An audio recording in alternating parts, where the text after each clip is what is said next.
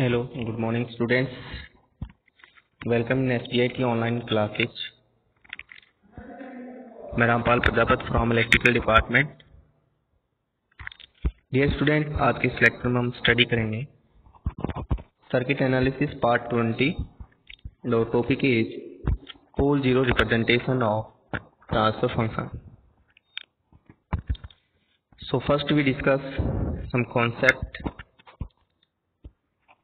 on circuit elements in S domain, analysis of circuit in S domain, and stability of the circuit. So first we study about a linear system. What is a linear system? A linear system, a system is said to be linear if it follows two properties. First is amplitude linearity. Amplitude linearity means if the input of the system is x1t xt and output of system yt, then for input k xt, output should be k yt. Second, superposition principle.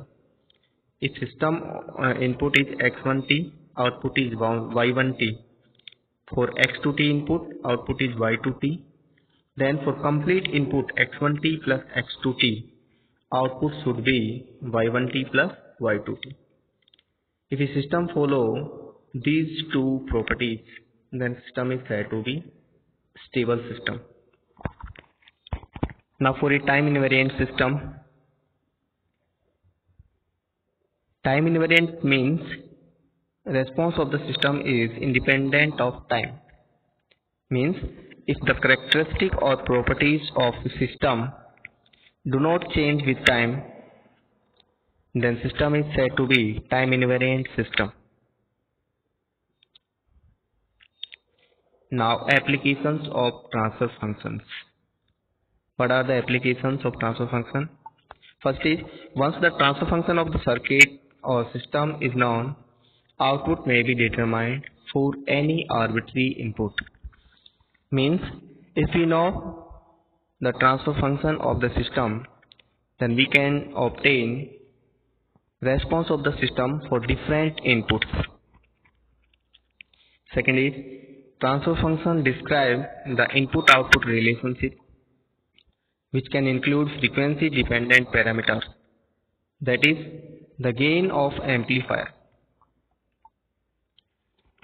Next, the transfer function is fixed by the nature of the system or circuit and is not dependent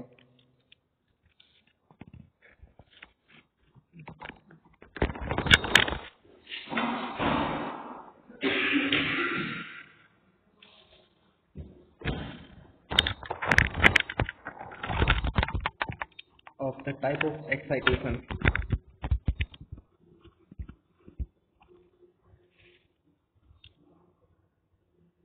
The transfer concept has been developed with the assumption that the circuit has been initially relaxed. Unless state otherwise, initial relaxed circuit conditions will be assumed in all further development. Means in a Laplace transform, initial assumptions are or circuit is assumed in relax at initially. Now representation of circuit elements in S domain. First, for a resistor, according to Ohm's law, we know that Vt is equal to Rit. Taking Laplace transform, Vs is equal to Ris. So physical unit of Vs is volt second and Is is ampere second. Now equivalent circuit of an inductor. Inductor in S domain is represented as SL plus Li0, where Li0 is initial voltage in the inductor. SL is voltage across inductor in steady state. Similarly, for a parallel equivalent circuit, SL is voltage across inductor and I naught upon S is current in the inductor, that is initial value of the current. Now equivalent circuit for a capacitor. Capacitor is represented as a voltage 1 upon SC plus initial voltage V naught upon S. For parallel equivalent circuit, voltage is 1 upon SC and current is CV naught, that is initial value in our charging current. How to analyze a circuit in S domain? So first replace each circuit elements with its S domain equivalent. The initial energy in L or C is taken into account by adding independent source in series or parallel with the element impedance. Second is write solving algebraic equations by the same circuit analysis technique developed for resistive network.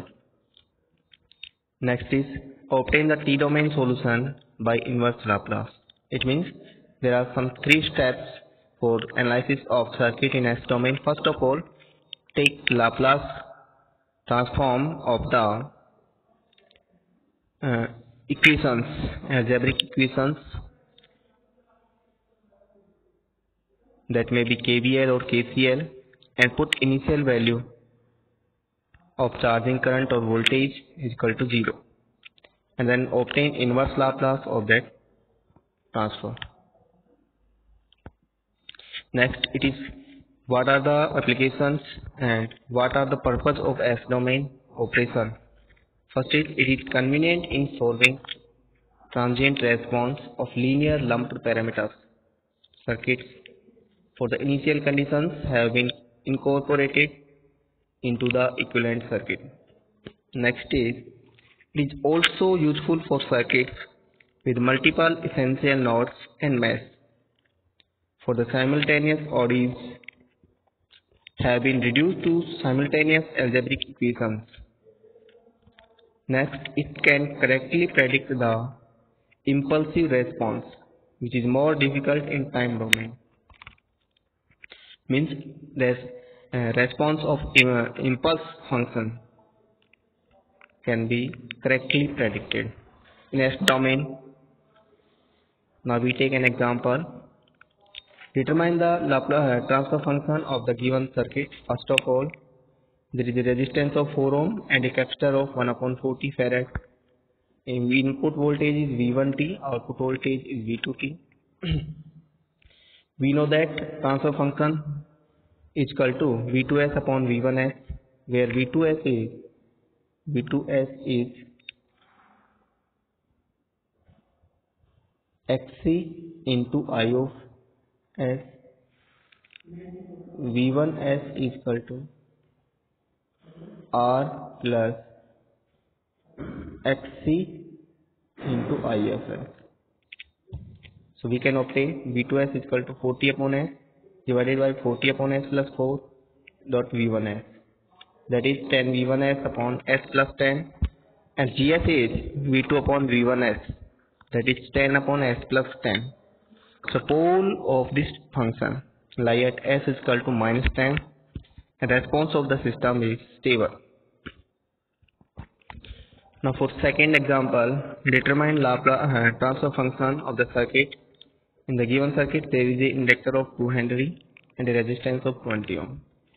Output voltage V2t is across resistance and V1 is input voltage across R and L. So GS is V2 upon V1s. So V2 is IS into R, that is 20 into IS divided by, and V1s is equal to 2S plus 20 into IS, that is 10 upon S plus 10. Means V2s is equal to R of IS and V1s is equal to R plus XL into I of S. This is the, so V2 upon V1 is RIS upon R plus XL into IS. IS is 2IS cancel. Pose and zero of transfer function. In general, the transfer function of a LTI system is a ratio of polynomial in the variable s and can be expressed as gs is ns upon ds, where ns is numerator and ds is denominator in S domain. So ns is represented as an s ki power n plus an minus 1 s ki power n minus 1 plus dot plus a1s plus a0, and ds is bm s ki power m plus bm minus 1 s ki power m minus 1 plus dot plus b1s plus b0. So poles are the roots of denominator and zeros are the roots of numerator polynomial. The order of a transfer function is the value of larger of the two integers m and n. Thus, if m is greater than n, transfer function is of the order n. Most transfer functions occurring in circuit are characterized by the condition m should be greater than or equal to n. It means denominator power is greater than numerator power. If m is greater than n, there are one or more zeros at infinite. In this case, the transfer function is said to have n1 zeros at infinite, where ni is equal to m minus n, means difference of m minus n lie at infinite. Consider that as approach infinity, ns and ds may each closely approximately by their highest term. So gs is an upon bn s ki power n divided by s ki power m for s is greater than 1. If m less than n, there are one or more poles at infinite. So in this case, the transfer function is said to have mi poles at infinite. Mi is equal to n minus m. Means difference of denominator and numerator represents number of poles at infinite or zeros at infinite. If power of numerator is greater than denominator, then difference of power lie at infinite, applicable for both zeros and poles. We can conclude that the number of zeros of a transfer function is equal to poles if zero and pole at s is equal to infinite are included in the total. Next is, let z1, z2, zn represent n finite zeros of gs and p1, p2, pm are the poles of gs. Then gs is a s minus z1 s minus z2 dot s minus zn divided by s minus p1 s minus p2 dot s minus pm. So in S plane, S is equal to sigma plus j omega is a complex variable and it is also called the complex frequency. The poles at zeros can be plotted on the plane at S is equal to z1, z2, p is equal to p1, p2, pm. For example, write the transfer function for the corresponding S plane. So in the given S plane, total number of zeros are 1 and 2. There are 2 zeros and roots are s, s plus 2. Total number of poles are 3, 0, 2. 2 poles are complex poles, complex conjugate. So equation is s square plus 8s plus 25 and s plus 6, s plus 6. Next example, construct an S-plane of finite poles and zero with the transfer function. Gs is equal to 2s square plus 6s plus 25 divided by s cube plus 7s square plus 10s. So zeros are at s is equal to 0, s is equal to -3 plus j4, s is equal to -3 minus j4, and zeros are at s is equal to -5, s is equal to -2. There are only poles are 2. There are 2 poles. Pole 2, 0, 3. So transfer function is given as 2 cos s square plus 6s plus 25 divided by s cube plus 7s square plus 10s. Stability of the system. The concept of stability is very important in designing and analysis of active electronic circuits and closed loop feedback control systems. For example, an amplifier may turn out to oscillate or to move into saturation if circuit conditions are not favorable. Relation to natural response. When a system is excited by an arbitrary input signal, the natural response turn appears in the output, and if such a response vanishes after a sufficient period of time, the circuit settles into a of operation in which forced response assumes a steady state. Next is, the questions of stability can be relaxed to whether or not the natural response term vanish remain at a fixed level. So in first condition, for a stable system, all natural response term vanish or approach 0 after a sufficient long time.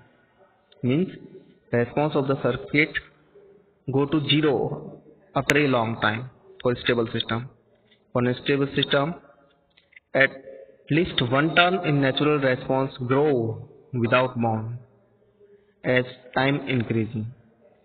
For marginally stable system, there are no unstable term, and if at least one term approach a constant non-zero value or a constant amplitude, the oscillation as time increase. So for a stable system, the response decay to 0 after a long time.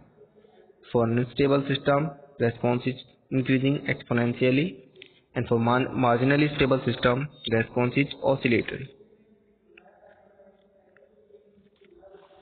Next, all points to the left of j omega x but not including the j-axis. All points to the right of j omega x but not including the j omega x. Possibility of poles and zeros in a S-plane. At j omega x, the j omega x will be the considered as a separated area of S-plane for response for regions that will be clearly shortly. J omega x include the point s is equal to 0.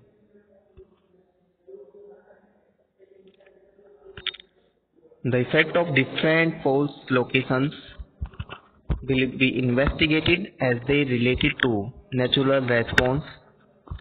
In increased case, the form of a natural response term ynt will show based on the particular pole or pair pole. Next is, if the natural response corresponding to a pole on the negative real axis is of the following term, ynt is equal to a e की power minus alpha 1 t, where a is some arbitrary constant. This term approaches 0 at t is equal to t increase. So it is stable system, and time constant is 1 upon alpha 1. So alpha 1 is very close to the origin. T is very large, and the time that it takes for the natural response to become negligible can be long, rather long, and vice versa. For a multiple order pole, ynt is equal to a t की power k e की power minus alpha t. So pole lie in LHS, and response of the circuit is exponentially decaying. The system is stable. Next, the natural response corresponding to a pair of complex pole in LHS is of the form ynt is equal to a e की power minus alpha 1t sin omega 1t plus theta, where a and theta are arbitrary constant. This term approaches zero as t increase, so it is stable response. Time constant 1 upon alpha 1. The closer alpha is to the j omega x, the longer will be the duration of the natural response and vice versa. If the poles are very close to the negative real x, the oscillation frequency omega 1 is small and period of oscillation will be long and vice versa.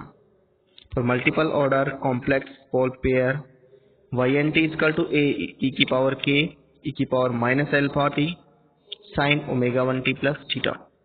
It means poles of the system lie in LHS which are complex conjugate. So response of the system is sinusoidally decaying function. So system is stable because output is bounded. Next, if a pole on the positive real x, the natural response of the system is ynt e की power alpha 1t. A is constant and system is said to be unstable because output response of the system is exponentially increasing. For complex pole, natural response is ynt a e की power alpha 2t sin omega 2t plus theta. So the response is sinusoidally increasing. So we can say system is unstable. Next, if the pole is at origin, it means ynt is equal to a. System is marginally stable and the response of the system is ynt a sin omega 2t plus theta on j omega axis. For multiple pole pair, the response is ynt, that is a t की power k sin omega 3t plus theta. Pole lie on imaginary axis and the response of system is constant sinusoidally with constant magnitude. System is marginally stable system. Now summary of stability. Summary of stability represents that if a pole lie at origin, then system of first order system is stable, but if the order of system is greater than 2, system is unstable. If pole lie in LHS of S-plane, system is always stable. If pole lie in RHS of S-plane, then system is unstable. If pole are complex conjugate on imaginary axis, then system of first order is stable, but greater than first order system is unstable.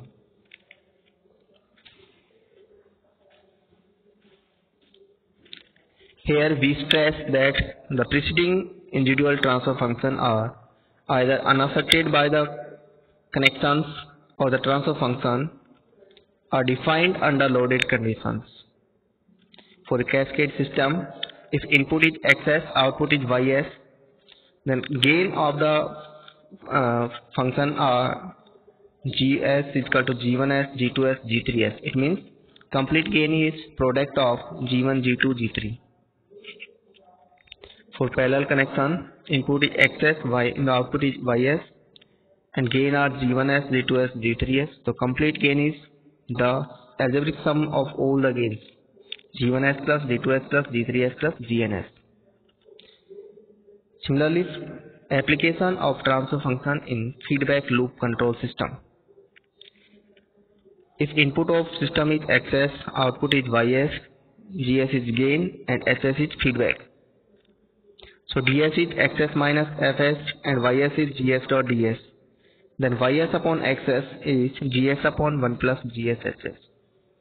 Means a feedback loop consists of forward transfer function gs and feedback transfer function hs have a transfer function of GS upon 1 plus GSHS. The result is one of the most important relationship of linear system theory.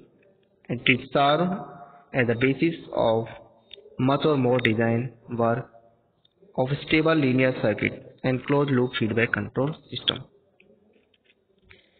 For example, in the given circuit, we have to find the transfer function of the system where two resistance 1 ohm, 1k and 1k, V1 as input, V2 as output. So GS is V2S upon V1S, V1 and V2S is 1000 into IS and V1S is 2000 into IS. So GS is 1 by half. Similar for second circuit, GS is 1 by 4. Application of transfer function in filter circuits. There is a low pass filter having a resistance R and a capacitor C. Input is V1, output is V2.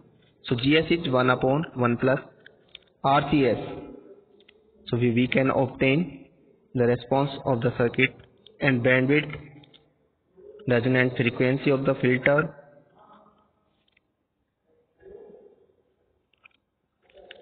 These are the some applications of transfer function. Okay, thank you for today class.